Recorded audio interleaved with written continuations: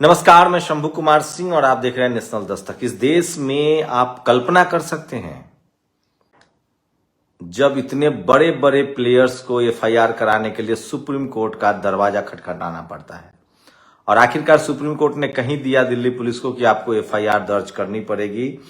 अभी सबसे बड़ी खबर है और इस समय की कि दिल्ली पुलिस ने जिस तरह से कहा है, अजीत अंजुम ने अभी ट्वीट किया है 13 मिनट पहले कि क्या अभी भी एफआईआर दर्ज नहीं हुआ है। सुबह में ही दिल्ली पुलिस ने कह दिया था कि इस मामले बृजभूषण सिंह शरण सिंह के खिलाफ दिल्ली पुलिस की एफआईआर के इंतजार में अपनी टीम के साथ जंतर मंतर पर। पता नहीं पुलिस वाले क्यों जोर घटाव करने में लगे हैं, अभी तक एफआईआर की खबर क्यों नहीं आई है। अगर किसी को जानकारी हो तो बताए। ये ट्वीट किया है, आपको बता दें कि अजीत अंजुम ने, और आज सुप्रीम कोर्ट ने कहा कि आरोपी पर एफआईआर हो और 7 दिनों बाद मैं मॉनिटरिंग करूंगा। आपको बता दूं कि लगभग 6 खिलाड़ियों ने हैरेसमेंट का केस दर्ज कराया, जिसमें एक नाबालिग खिलाड़ी भी हैं। जो आरोपी हैं वो बृजभूषण सिंह हैं, वो मेंबर ऑफ पार्लियामेंट हैं, बीजेपी के नेता हैं और WFI के वो प्रेसिडेंट भी हैं। और ये सबसे बड़ी खबर है। दूसरी सबसे बड़ी खबर है, बिहार में विगत 13 अप्रैल को लालगंज वैशाली क्षेत्र में सामंतवादियों के षड्यंत्र द्वारा भाई राकेश पासवान जी की हत्या की घटना में शहीद भाई राकेश पासवान जी के परिवार से मुलाकात कर जिला अधिकारी के माध्यम से बिहार सरकार से राकेश पासवान जी की हत्या की सीबीआई जांच, हत्या आरोपियों की गिरफ्तारी, परिवार को 25 लाख मुआवजा, पुत्र को सरकारी नौकरी एवं परिवार की सुरक्षा की मांग की है। तो चंद्रशेखर रावण वहां पहुंचे हैं अपने पीड़ित परिवार से मिलने के लिए। ये कोई खबर आपको नहीं दिखाएगा। बहुजन समाज के लिहाज से ये सबसे बड़ी खबर है। तो आपको अपने हिस्से की भी लड़ाई लड़नी पड़ेगी जो चंद्रशेखर रावण लगातार लड़ रहे हैं। आपको बता दे कि बिहार के वैशाली जिले में 13 अप्रैल को यह हत्या हुई थी। वहीं मध्य प्रदेश में भी एक हत्या की इस तरह की खबरें आ रही हैं, जिसको लेकर भीम आर्मी के लोगों ने अभी शक जताया है। अभी पता नहीं चला है कि आखिर में ये मामला क्या है, जांच की बात कही जा रही है। क्रोनोलॉजी समझिए। गैंगस्टर 1990 में तत्कालीन सीएम लालू प्रसाद यादव जी ने गैंगस्टर आनंद मोहन के खिलाफ NSA, CCA और मीसा के तहत कई आपराधिक मामले दर्ज कराए। में आरजेडी ने उनकी पत्नी बेटे को टिकट दिया और अब नीतीश कुमार तेजस्वी यादव की सरकार ने कानून में बदलाव कर आनंद मोहन को रिहा कर दिया है। तो ये सबसे बड़ी खबर है, उसको लेकर लगातार अभी खबर बन रही है। और आज RS परवीन जो पूर्व IPS हैं और BSP के बड़े नेता हैं, उन्होंने जो पीड़ित परिवार है, जी कृष्णैया के जो परिवार हैं, आज BSP तेलंगाना प्रदेश अध्यक्ष RS परवीन कुमार जी ने जी कृष्णैया जी के परिवार से मिले और मेरी बात फोन पर भी हुई है। BSP परिवार आपके साथ है, ये तस्वीरें दिखा रहा हूं। ये वो तमाम खबरें हैं जो कोई आपको नहीं दिखाएगा। इसलिए मैं कहता हूं कि बहुजन समाज को अपना टीवी, अखबार, मीडिया सब कुछ खड़ा करना पड़ेगा जो आपकी खबरों को दिखाए, ताकि आपके अंदर भी वो कॉन्फिडेंस आए, वो भरोसा आए। जो समाज सड़कों पर लड़ता है, जो समाज डेमोक्रेटिक तरीके से धरना प्रदर्शन करता है, उसी की जीत होती है। बहुजन समाज में ये देखिए, एक और वीडियो दिखाना चाह रहा हूं।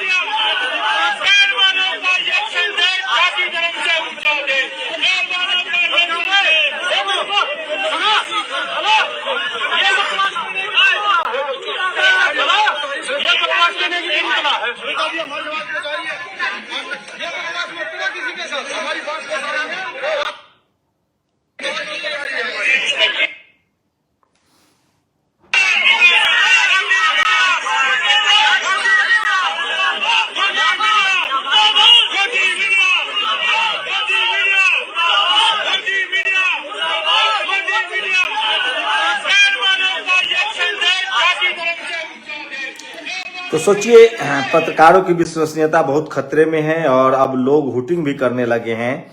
तो सबसे गंभीर खबर है ये। और एक और खबर आपको बताना चाह रहा हूं। आपको सोचिए इस देश में सिस्टम कैसे काम करता है।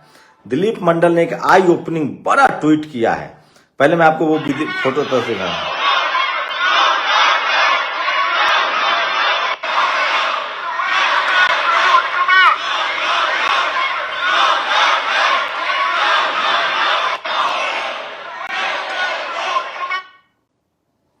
ये तस्वीरें देख लीजिए।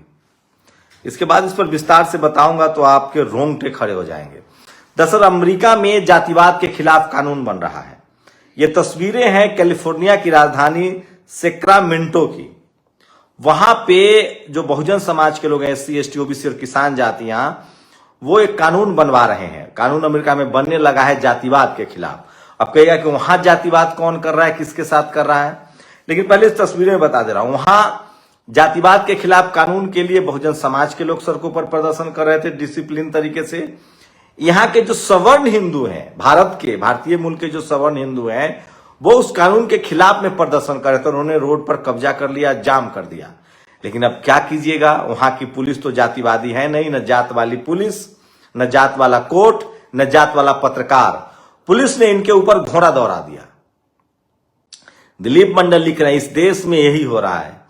इस देश में जाति वजह से, जिनका चपरासी से लेकर चीफ जस्टिस तक अपनी जात का है, दरोगा, PM, SP, DM, नेता, media, judiciary, bureaucracy, college, university, जाति के आधार पर यहां हर फैसले होते हैं। आप सोचिए, अभी खिलाड़ी देश के धरने पर बैठी हैं। खुश तो सारा देश होता है, लेकिन अभी उसके समर्थन में सिर्फ जाट समाज के लोग एकजुट हो रहे हैं। सोचिए, जब जाट समाज के लोग अकेला छोड़ दे रहा है तो SC, ST, OBC की क्या होगा। तो जो लोग इस देश को नहीं समझ पा रहे, ये देश जाति प्रधान देश है। अब मैं अमेरिका पर आता हूं। अमेरिका में कैसे जातिवाद हो रहा है। भारत से कुछ लोगों ने अफवाह फैलाया धर्म के आधार पर कि समुंदर लांघना पाप है। उन्हीं के बाप दादा पहले समुंदर लांघ के विदेश चले गए, वहां कब्जा जमा लिया। अब धीरे धीरे भारत के हर जाति और धर्म के लोग विदेश जा रहे हैं। अब इससे उनके पेट में दर्द हो रहा है। अमेरिका में जो है वो हर सब कॉन्टिनेंट का, मतलब एशिया महादेश हो या अफ्रीका महादेश हो या लैटिन अमेरिका हो या ऑस्ट्रेलिया हो, सभी महादेश के लोगों को वो अपने यहां काम देते हैं। उसके लिए उन्होंने सीटें रख रखी है। एशिया के लोगों को भी नौकरी मिलती है। अब अमेरिका में कुछ गोरे जो रंग के आधार पर भेदभाव करते हैं, उन्होंने एक चाल समझी। उन्होंने भारत और चीन से आए हुए एशियन को बड़े बड़े पद पर बैठा दिया। इसलिए बैठा दिया क्योंकि वो ब्लैक लोगों से भेदभाव नहीं कर पा रहे थे, क्योंकि ब्लैक लोगों से भेदभाव करने पर उनको जेल हो जा रही थी। अमेरिका के कानून के हिसाब से जब कोई भेदभाव का आरोप लगाता है ब्लैक लोग, तो देखा जाता है कि जिस पर आरोप लगा रहा है उसका इतिहास कैसा है। तो वहां गोरों का इतिहास रहा है कि ब्लैक के साथ वो भेदभाव करते हैं। अब इस वजह से गोरा जो जातिवादी कुछ गोरा है, उन्होंने कानून बनाया, नियम निकाला, तोड़ निकाला, इसका मनुवाद निकाला कि ये चाइना और भारत के लोगों को बड़े बड़े पदों पर बैठा दो, उन्हीं को नौकरी से निकालना है, नौकरी में भर्ती करना है। उन पर यह कानून लागू नहीं होता है, क्योंकि भारत और चाइना के लोगों का रंग के आधार पर भेदभाव का इतिहास नहीं है। लेकिन जाति जाति नहीं है, जाति का वैमनस्यता जाता नहीं है, जातिवाद छूटता नहीं है। भारत के जो सवर्ण हिंदू वहां गए, उन्होंने जातिवाद करना शुरू कर दिया।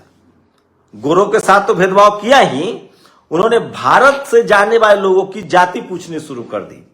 जो उनकी जाति का मिला उसको ठीक है, और जो जाति का नहीं उसके साथ भेदभाव शुरू। मतलब यहां जो SC, ST, OBC हैं, जो उनकी नजरों में शुद्ध अछूत है, उनके साथ भेदभाव और जातिवाद शुरू करना शुरू कर दिया। इसी के खिलाफ वहां अब कानून बन रहा है, और इसकी बागडोर है यहां के जो बहुजन समाज की जो 3-4 महिलाएं हैं, जो बड़े बड़े पदों पर, उन्होंने कैंपेन शुरू किया, सरकार को एविडेंस दिए कि जो भारत के लोग हैं, अच्छा विरोध करने की, अगर आप जातिवाद नहीं करते हैं, अगर आप जातिवाद नहीं करते तो जातिवाद के कानून का विरोध क्यों कर रहे हैं? बनने दीजिए, आप नहीं है तो आपके पास नहीं। अब सोचिए, अगर आप रेपिस्ट नहीं हैं तो आप रेप के कानून का क्यों विरोध करेंगे? कानून तो बनेगा ना। आप दहेज नहीं लेंगे तो डाउरी एक्ट का क्यों विरोध करेंगे? आप अगर जातिवाद नहीं करते तो SC, ST एक्ट का कानून का विरोध क्यों करेंगे? तो इसी तरह से जो अमेरिका में जो यहां के चले गए सवर्ण हिंदू, सोचिए अमेरिका में बैठकर जब ये जातिवाद कर रहे हैं तो भारत में क्या करते होंगे। तस्लीमा की मैंने एक दिन कोट पढ़ा था, तस्लीमा नसरीन की, अगर आप अमीर हैं तो भारत में रहिए, और गरीब है तो दुनिया के दूसरे देशों में जाइए, वहां कानून सबके लिए बराबर है। सोचिए, जो लोग अमेरिका में जाति सूटकेस में लेकर जा रहे हैं, वहां जातिवाद कर रहे हैं, जबकि खुद ये अमेरिका में चाहते हैं कि अमेरिका एक सेकुलर कंट्री हो, अमेरिका एक डाइवर्सिटी लाए, अमेरिका में आरक्षण की वजह से नौकरी करते हैं और भारत को वो एक धार्मिक राष्ट्र चाहते हैं, भारत में वो आरक्षण का विरोध करते हैं। कितने हिपोक्रेट हैं ये लोग, जो अमेरिका में जाके देश का नाम खराब कर रहे हैं, हमें भारत को बदनाम कर रहे हैं और वहां भी जातिवाद कर रहे हैं। तब अमेरिका को जातिवाद का कानून बनाना पड़ रहा है। तो आप कल्पना कीजिए कि भारत में जातिवाद का कि जड़ें कितनी गहरी होंगी, इसका आप अंदाजा लगा लीजिए। इसलिए मैं कह रहा हूं जाति जाति नहीं है, और भारत में तब तक जातिवाद खत्म नहीं होगा जब तक हर पद पर जाति और धर्म के आधार पर डाइवर्सिटी नहीं आएगी, सभी जाति और धर्म के लोगों का नियुक्ति नहीं होगी। शुक्रिया। नेशनल दस्तक की आपसे गुजारिश है कि अगर इसको बचाना चाहते हैं तो नेशनल दस्तक को सब्सक्राइब करने के लिए रेड कलर के सब्सक्राइब बटन को दबाएं, फिर बेल आइकन की घंटी दबाएं। नेशनल दस्तक को बचाने के लिए बहुत जरूरी है कि हर खबर को शेयर करें, लाइक करें, कमेंट जरूर करें।